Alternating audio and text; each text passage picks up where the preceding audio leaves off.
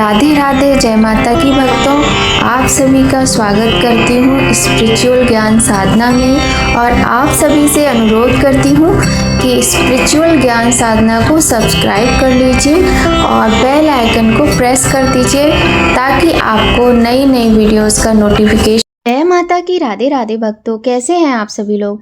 आशा करते हैं सभी लोग बहुत अच्छे होंगे। बताने के लिए कमेंट में जय माता की राधे राधे अवश्य ही लिखिएगा। प्रिय भक्तों, हिंदू धर्म में अमावस्या तिथि का विशेष महत्व शास्त्रों में बताया गया है।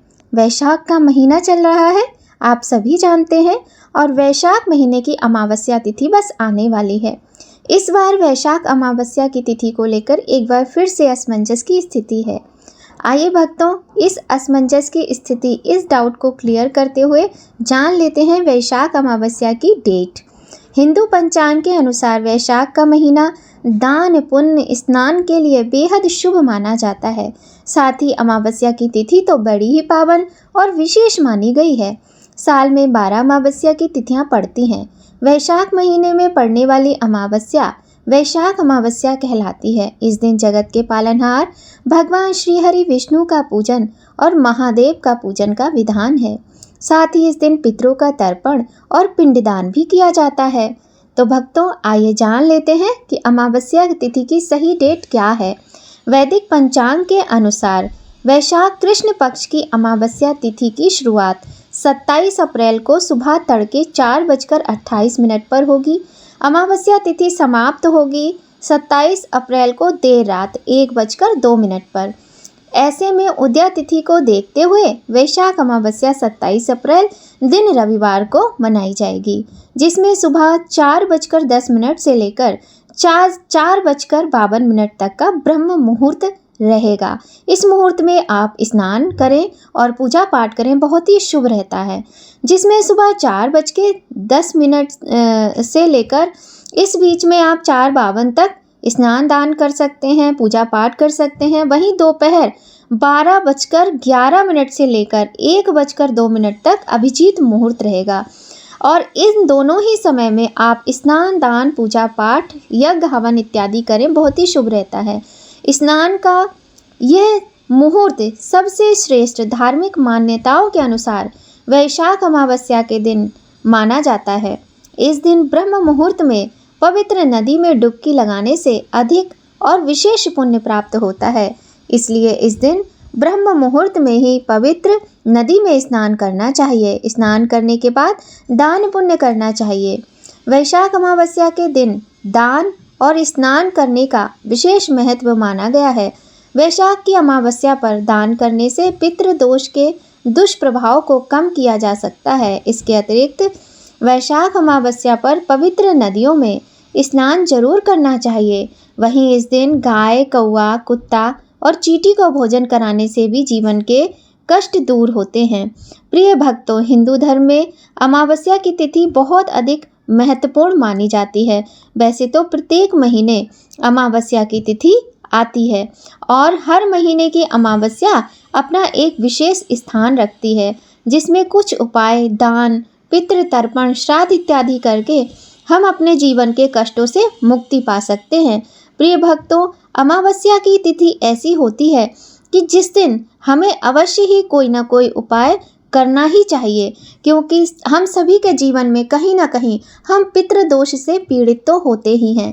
यदि आपकी कुंडली में पितृदोष है या फिर आपकी कुंडली में किसी भी तरीके से, जैसे कहते हैं ना, पितृ ऋण, कन्या ऋण और मातृ ऋण, स्त्री ऋण या फिर कालसर्प योग, इस तरीके के जो दोष होते हैं, उनके लिए आप अमावस्या तिथि पर विशेष उपाय अवश्य ही किया कीजिए।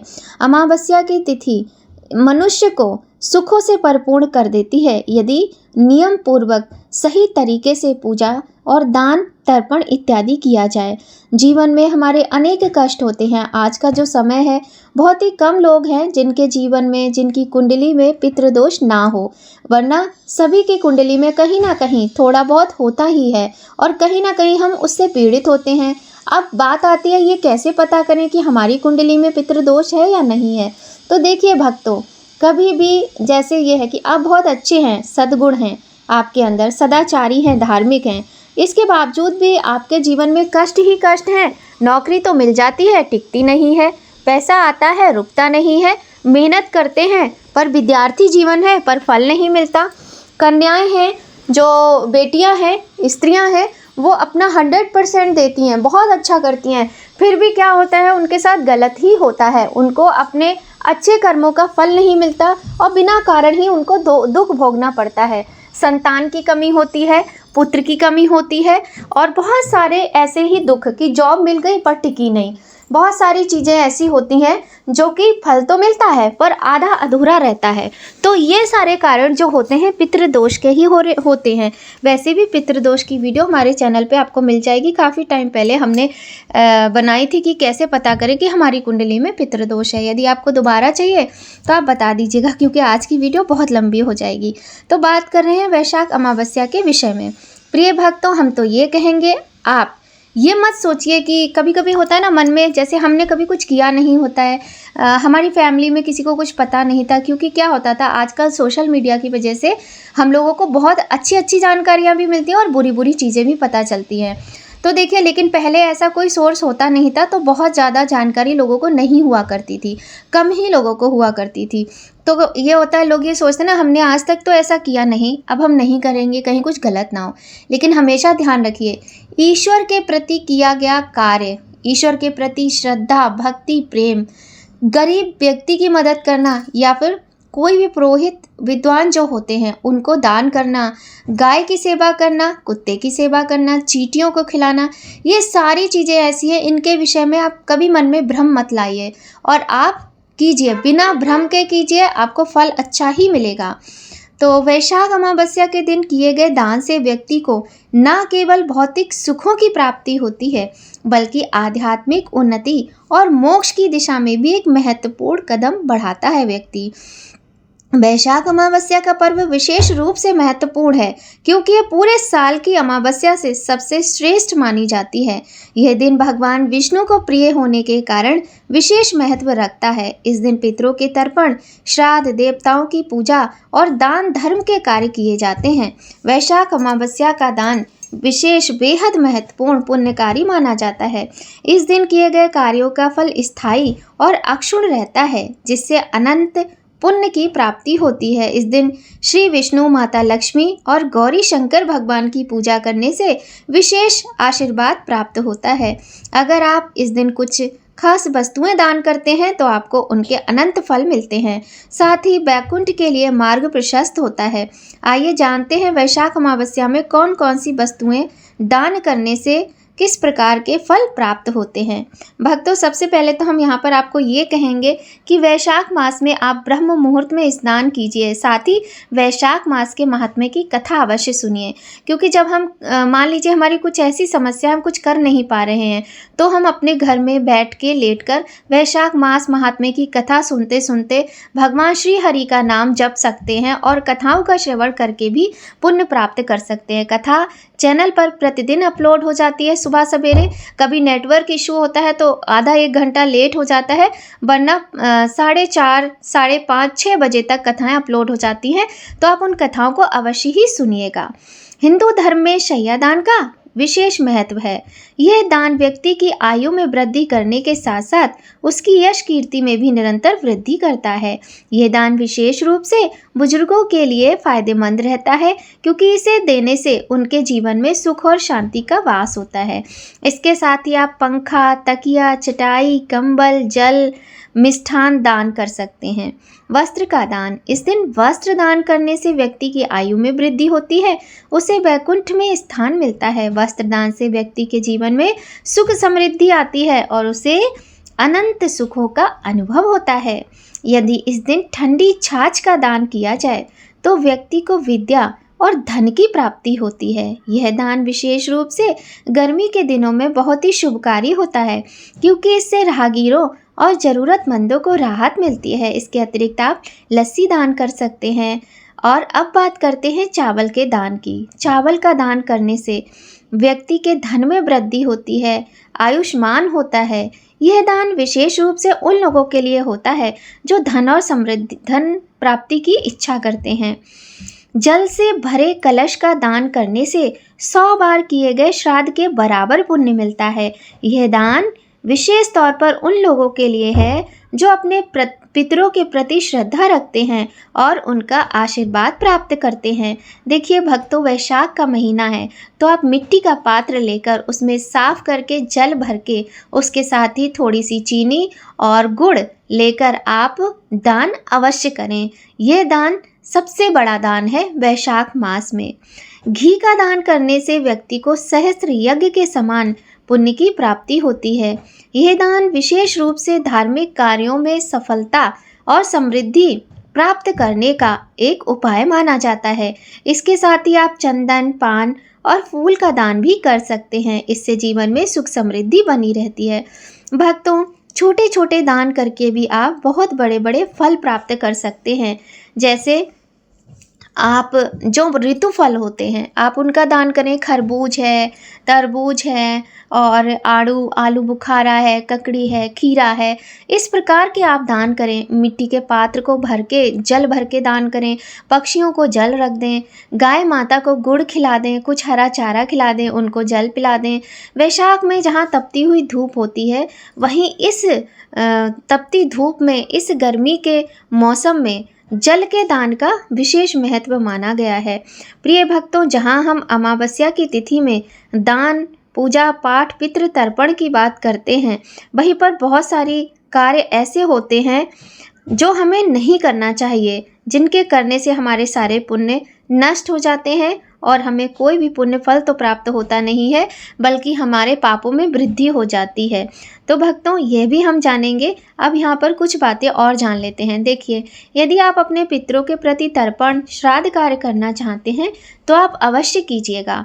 और क्योंकि ये वैशाख का महीना चल रहा है तो आप ये कार्य 8 बजे से पहले, आजकल तो 6 बजे सूर्योदय हो जाता है, तो आप 7 बजे से लेकर 12 बजे के बीच में पितृ तर्पण, श्राद्ध आदि का कार्य करते हैं। यदि आपकी कुंडली में काल सर्प दोष है तो आप उसका पूजन, उसका उपाय भी किसी योग ब्राह्मण के द्वारा, योग पुरोहित के द्वारा करा सकते हैं।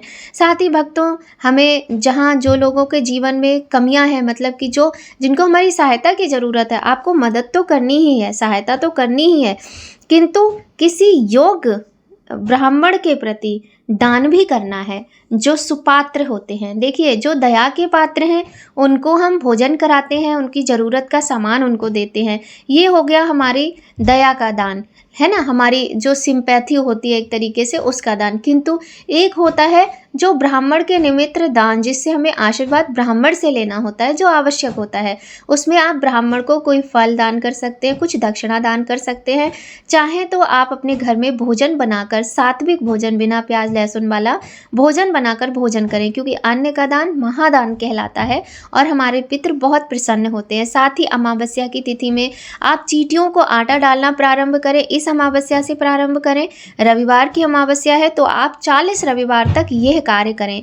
आपके कोई भी संकट हो, कोर्ट कचहरी का भी चक्कर हो, तो आपको उससे भी मुक्ति मिलती है यदि आप चींटियों वाला ये उपाय करते हैं। तो ये उपाय हम आपको यहाँ कुछ बता रहे हैं, अवश्य कीजिएगा। आटे को भून लेना है, कढ़ाई में डाल के उसमें मीठा मिला लेना है। चाहे तो 7 अनाजों का आटा ले लें, चाहे गेहूं का आटा ले लें।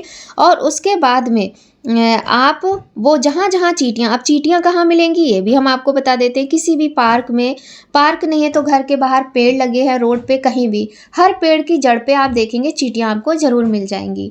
आपके घर के आसपास मंदिर है, पीपल का पेड़ है, तो आप पीपल के पेड़ में जाके देखिए, वहाँ आपको चींटियाँ मिल जाएंगी।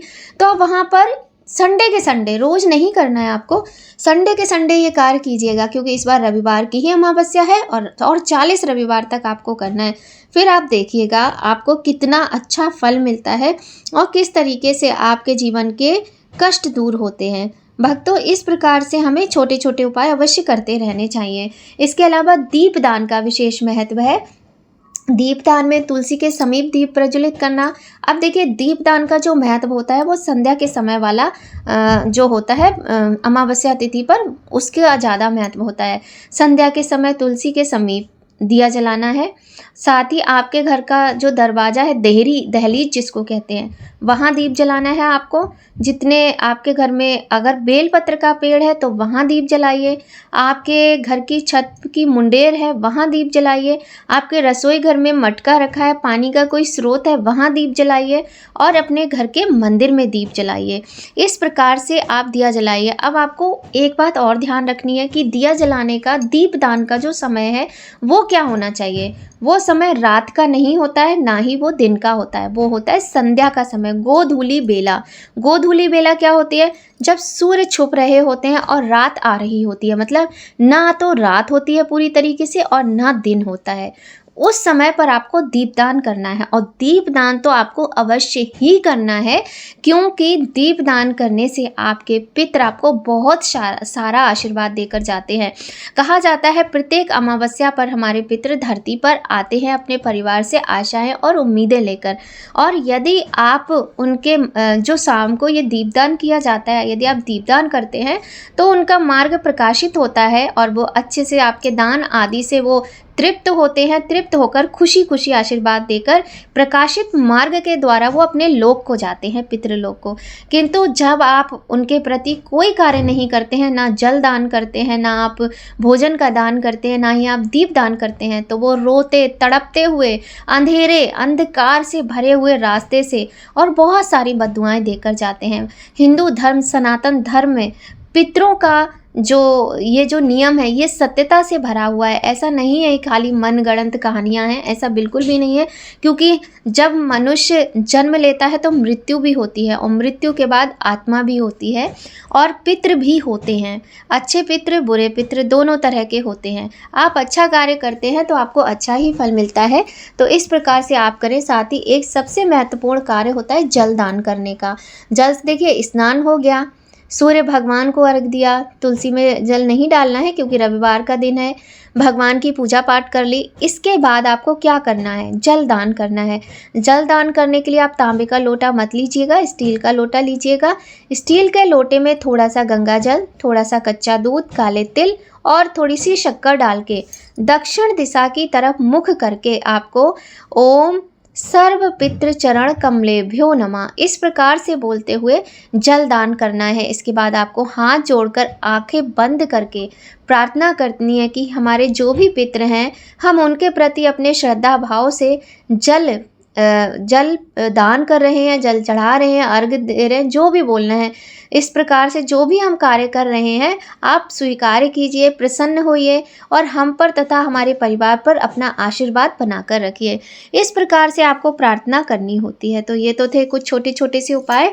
आइए भक्तों, अब हम जान लेते हैं कि अमावस्या तिथि पर हमें क्या नहीं करना चाहिए। तो देखिए, बहुत सारे कार्य होते हैं जिनके बारे में हमें पता होता है, बहुत सारी चीज़ें ऐसी होती हैं जो हम नहीं जानते। तो सबसे पहली चीज़ है कि आपको क्या करना है कि अमावस्या तिथि पर आपको नाखून नहीं काटने हैं, बाल नहीं कटवाने हैं और आपको झूठ नहीं बोलना चाहिए, प्याज लहसुन का भोजन नहीं बनाना चाहिए, घर में शराब इत्यादि का सेवन नहीं करना चाहिए, व्यभिचार नहीं करना चाहिए और ब्रह्मचर्य का पालन करना चाहिए। इस तरीके से आपको इन सब बातों का ध्यान रखना चाहिए।